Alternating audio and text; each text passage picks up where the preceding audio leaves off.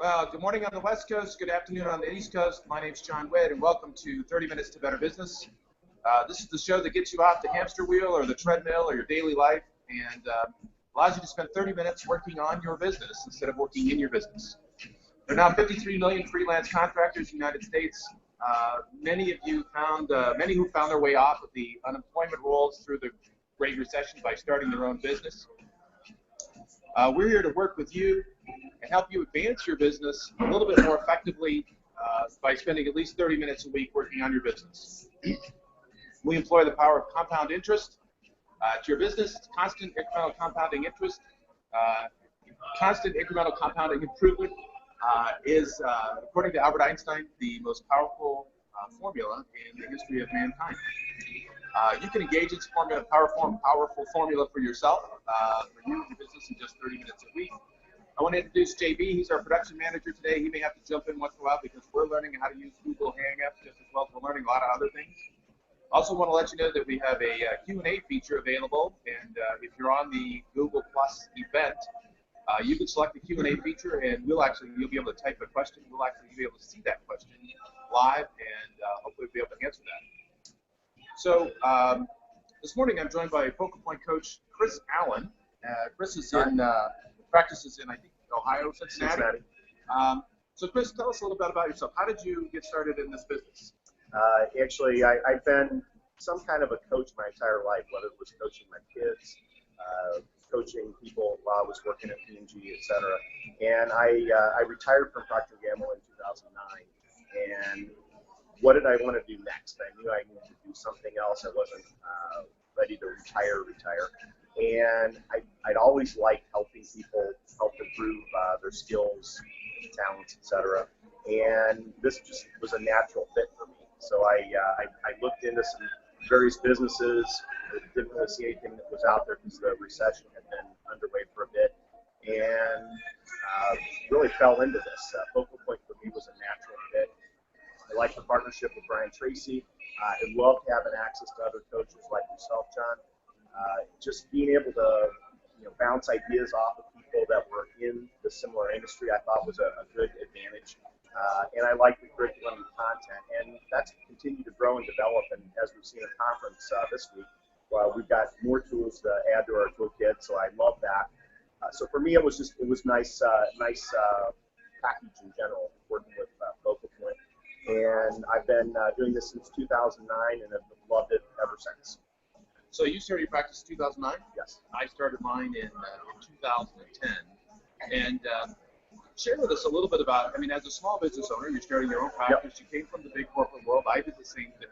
As a small business owner, share a little bit about some of the things that you were trying to get accomplished, some of the challenges that you encountered in getting your practice up and running. Yeah.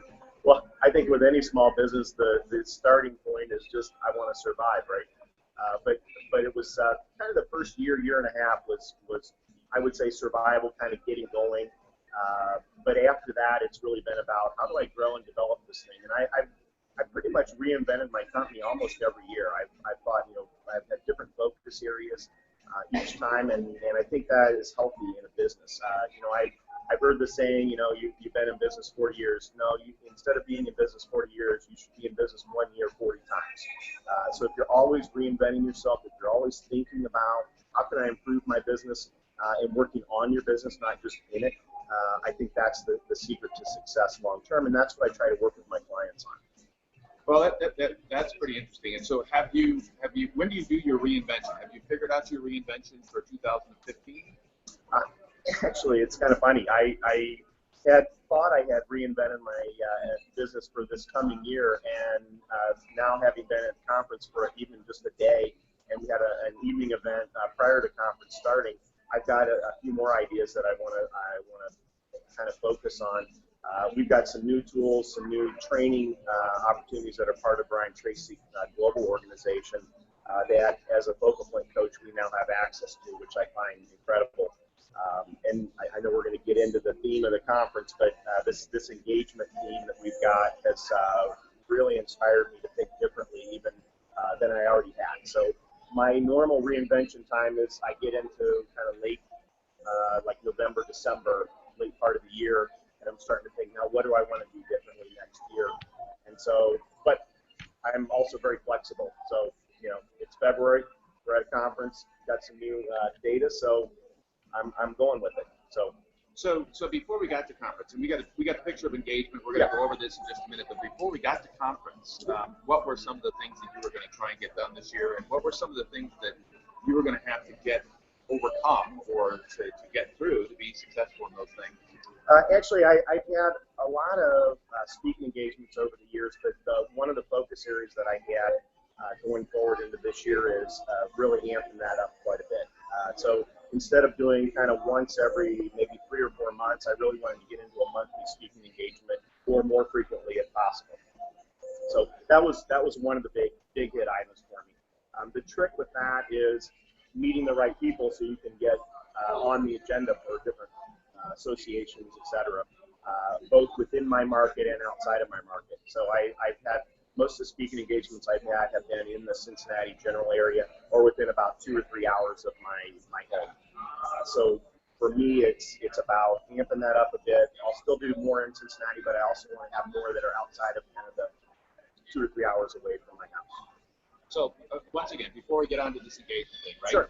How are you going to, identify those net new speaking opportunities, those net new growth opportunities to support your goal?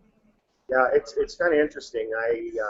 My practice, I focused more on trusted advisors over the years, and one of the things that I've gone through, so Focal Point is constantly reinventing and adding things to its repertoire, and they've got something that we call a Strong Start program that's for the new coaches coming in, and they decided to bring the experienced coaches like myself through that same program, and it really got me to think differently about my target. And I have a technology background from years ago, and what I really am thinking about now is leveraging that more, folks at technology companies.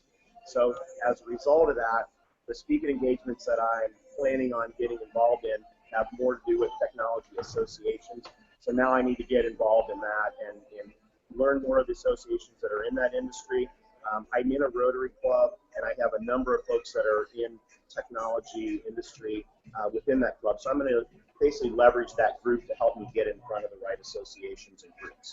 All right, excellent. Well, okay, let's go to our theme. So one of the things that we're at the International Focal Point International Coaches Conference here in Las Vegas. We're kind of excited about being here and actually being able to do this show from a remote location. This is a first for us. Yeah, very cool. First of hopefully a couple more.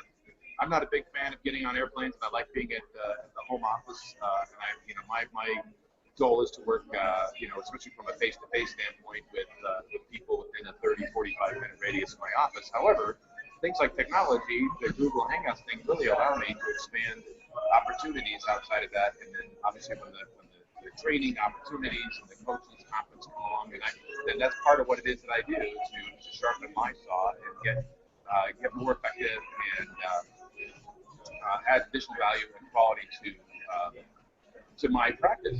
And so the theme of the conference this year is engagement, and what you're seeing on the screen right now is a little exercise that we went through yesterday, and I just took a picture of it because I thought this would be a good conference item, right? And what we know is, and in fact I heard this from more than one person, is that 60 to 70% of today's workforce is disengaged. They're not engaged, right? They're showing up and collecting a paycheck, and then they're going home, but they're really not providing the productivity and the value that they possibly could. And so what we did is we did this little exercise on what are the attributes, what are the behavioral characteristics of engagement. Chris, why don't you read a couple of those off for us? So we have collaborative, committed, focused energy, I guess.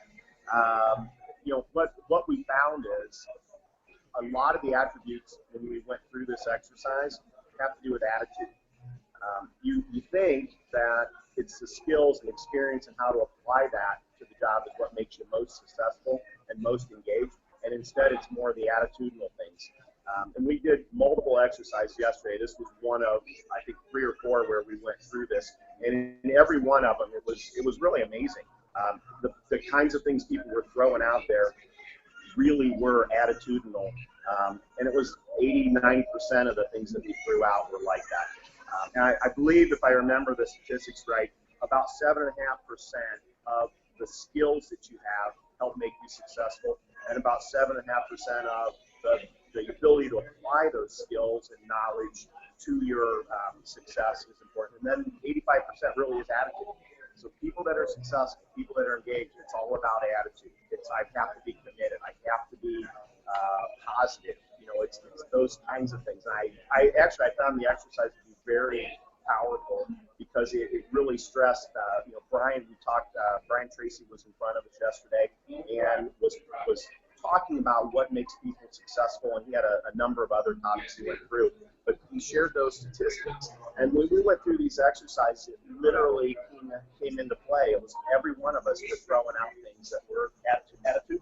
I mean, it was so very, very powerful, very powerful. Well, and the other thing I got out of that I thought was really fascinating, again, if you take a look at the list that's on the screen, there's probably 30, 40 different words on there. We actually went down this list, and we put an A for attitude, and S for skills, and a K for knowledge, right? Yeah. And 8 out of 10, 8.5 out of 10 of these are attitudinal types of items, right? So that's what it takes for engagement. And we realized that success and productivity and efficiency comes from this engagement activity, and yet it's funny that most training, and I've spent 30 years in the corporate world, I understand this, but most training is all about skills and knowledge. It's not about attitude. And so that's one of the reasons I'm really excited about some of the things that we're doing today. Because actually, this conference is all about attitude. It's how do we help bring this attitude thing to our own practices and to our companies and the clients that we work with, right? Because, clearly, people that are fired up and engaged, and we can tell the story about the committed story, right? The one about the chicken and the pig, right? Right? So when it comes to breakfast, the chicken participates, right? There's an egg, right? But the pig is committed. Right? All in. He's all in, right? And so when you're all in, fully engaged and fully excited and enthusiasm and passion, some really amazing things can happen. And but like I said, most of the time we don't have any type of training on this type of thing. So we've got this peak performance one. This is one that we'll be talking about as we go around in the future. We went through one of the modules of Brian Tracy. So Brian actually walks you through this and talks about in this particular case one of the modules of the peak performance. And then there's a series of questions that we go through and ask. And so I'm participating in this, as it's me, it's my practice. And then obviously I'm learning how I can do this for my clients as well. So Chris, as we go through this, we've got this engagement stuff, we've got more stuff going on. The conference isn't over until sometime tomorrow. Right. Understanding that we've got this new engagement stuff, some new knowledge, some new information. So what are you going to do? What are 3 things that you can do to take this engagement, information, and knowledge and A, improve your practice, and B, help your clients improve their business? Yeah, I'll tell you, one of the things that's neat about being a vocal coach is we get to eat our own cooking, right? We have to walk the talk, we have to take the tools and use them in our own business, and that helps us to be able to help our clients, quite honestly. So part of what I'm looking at, I was really excited, the peak performance seminar that we can now offer as part of Brian Tracy's global organization. It is very powerful. It's a game changer. It's something that really I look at. Everyone has a leadership training. Everyone has a management or a sales training. And ours is fantastic. However, it's not a differentiator. This is really a game changer. This, to me, is something that nobody else offers. We can go in and say, look, you have 100 employees in your company, and if 20% of them are working hard and 80% are kind of checked out, what's the impact to your business? Well, what if we could make it 80-20 the other way, or even 100%? You can get all of your employees engaged and working to grow your business. What would the impact be? It's like quadrupling or quintupling the workforce that you just have, and you didn't pay any more money for it. So to me, that's a very powerful thing. So what am I going to do about it? I want to have quarterly achievement seminars that I'm going to do when I go back. So I'm going to be working with larger, kind of medium to larger corporates to put this into their company. I feel it's incredibly powerful. I think the second thing is I really want to build the attitudinal attributes into my marketing. I've talked a lot about growing skills and helping you apply the knowledge to your business and all that. And I realize that's the kind of the 15%, and I really am missing out on the 85%. Now, when I work with my clients, I'm certainly working with them on attitude. I just haven't used that in my marketing. So that, to me, is a really big step change going forward. I think it'll help me in how I talk to clients and prospects to get clients, right? I think the third thing is I do want to talk about engagement more and stress the importance of that to the business owners that I work with. So I think that's kind of another key component is they are thinking they need a skill a lot of times, and a lot of times it's an attitude adjustment on them and their employees. I do talk about, hey, part of what I do is I help you think differently, but I probably not quantified that in the right terms to really make it impactful. So for me, this conference has been a really important way to think differently for myself. Well, I know, and I ask myself the same question, right? As a business owner, practice owner, what are the three things I'm going to do with it? And I'm going to echo your sentiment a little bit in that, I want to begin to provide this product or service to my client base, and so I have to do some marketing activity, I have to change some other things. But the other thing that I realize, and it kind of goes hand in hand with this Better Business Results program, is that we've got so many people now. They're saying that the unemployment rates are under 5% now, but the reality is that there's a lot of what they call shadow unemployment, shadow vacancy, where you get people that gave up trying to find jobs, or what they did is they started their own jobs, so they're not on the unemployment rolls, but that doesn't mean they're not where they need to be or where they want to be, right? So when we talk about that, the attitude, the belief, and the desire to make a difference is good enough to be success.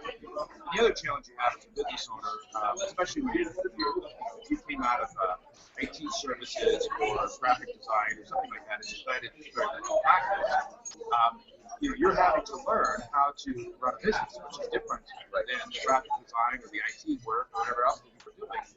And a lot of times what happens is there's a little bit of a step backwards so that you can learn that information before you get to take that information and go forward. And so attitude, energy, passion are the kinds of things that allow us to get through that particular activity. So when I'm working with solopreneurs, the activity is going to be their own engagement. This is their own passion. This is their own mindset about what it takes to learn and grow. Because again, being a business owner isn't for everybody because it's not easy, right? Not everybody would do it easy. Everybody would do it. So being a business owner teaches for everybody, and we need literally constant motivation. Zig Ziglar said, motivation doesn't last forever. Neither does cleanliness. That's why we recommend bathing on a daily basis. So you have to continue to work this kind of stuff. Exactly. And so getting those things engaged in it. So letting my clients, letting my team know that these tools are available, and focusing on this thing, this 85% gap that exists for many of us, right? Again, focusing on skills and knowledge, but that belief and attitude thing, really important, really amazing in that case. For me, I have to employ it. I have to engage it for myself.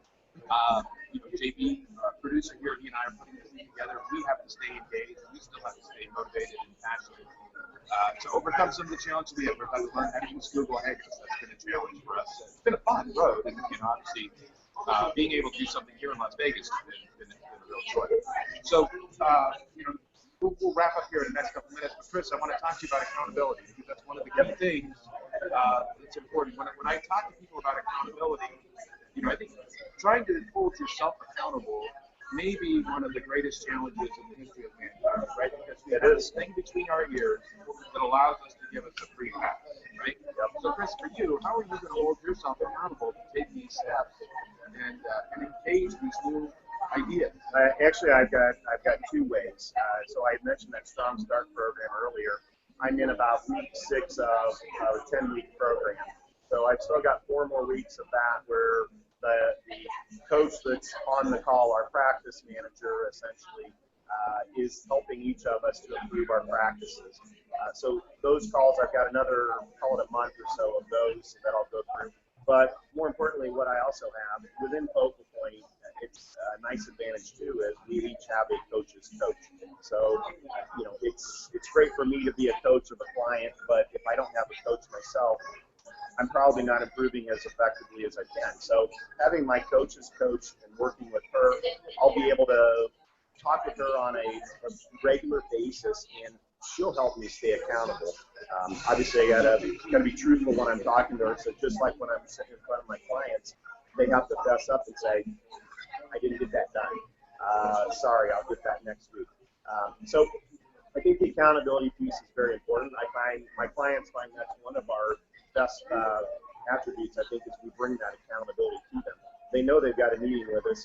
They better get that thing done, even if it's an hour before our meeting. At least they're getting something done that they wouldn't have gotten done without us. So that is a value add like nobody's business.